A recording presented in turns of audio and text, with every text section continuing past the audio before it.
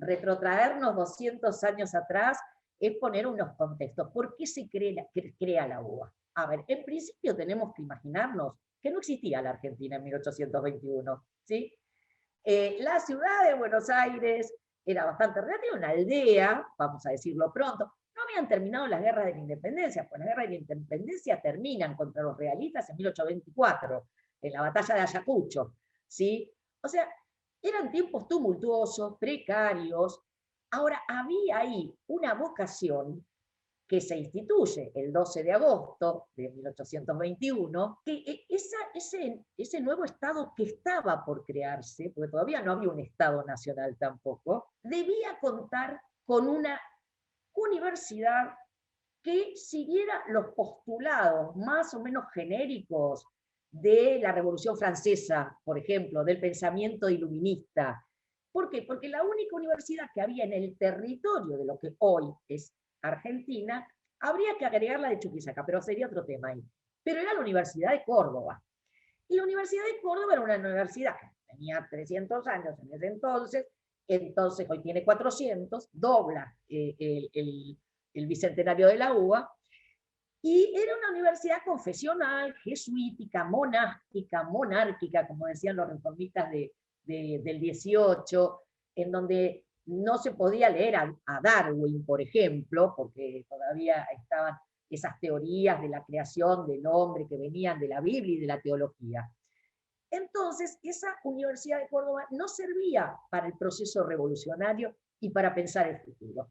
Entonces se crea la Universidad de Buenos Aires en un decreto que es más una expresión de deseos. En realidad la UBA, hasta que empieza a funcionar, es casi con la construcción del Estado-Nación después del 80, ¿no? Tuvo muchos avatares en el medio. Pero sí, la idea era crear una universidad laica, una universidad profesionalista, o sea, que tuviera menos teología, o que no tuviera teología, llenar de luces, de la luz de la educación, un proceso político de construcción estatal, ¿sí?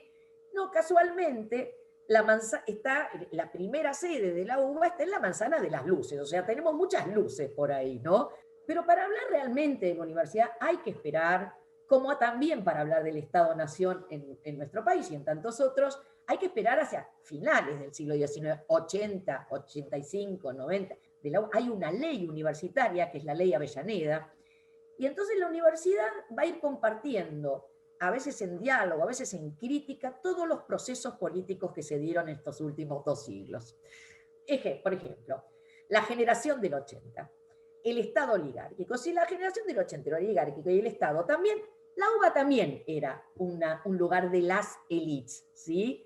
Y que va a ser la crítica, que le va a ser la reforma universitaria, fabricadora de títulos, se decía. El proceso inmigratorio tan fuerte que vivió nuestro país también va a tener que ver con las reformas de la reforma universitaria, ¿eh? Porque además la idea era que, la de mi hijo el doctor, ¿sí? Una parte de las élites tenían dudas sobre qué cosa era el desarrollo económico y el crecimiento y el progreso. Porque si el progreso era solo mercantil, había una parte de lo espiritual, había una parte de la reflexión, había una parte de las ideas y de la filosofía que no estaba en la Universidad de Buenos Aires. Por eso al final del siglo XIX, en el 98, se crea la Facultad de Filosofía y Letras. Avellaneda, después de haber sido presidente de la República, cuando lo nombraron rector de la Universidad de Buenos Aires, en un discurso dijo: me ascendieron, ahora soy rector de la Universidad de Buenos Aires, luego de haber sido presidente de la República.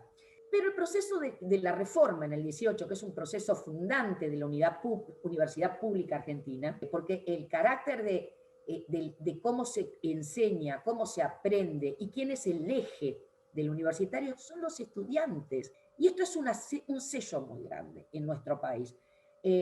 Inclusive en el mundo, una universidad cogobernada por estudiantes, graduados y profesores, gratuita y abierta, con todas las atenuantes de la apertura, porque también esas aperturas fueron graduales, es algo muy raro, muy curioso en los sistemas universitarios, que nosotros naturalizamos y por supuesto pedimos más ciudadanía y nos gustaría más representación, lo digo en términos personales, pero también en los colectivos.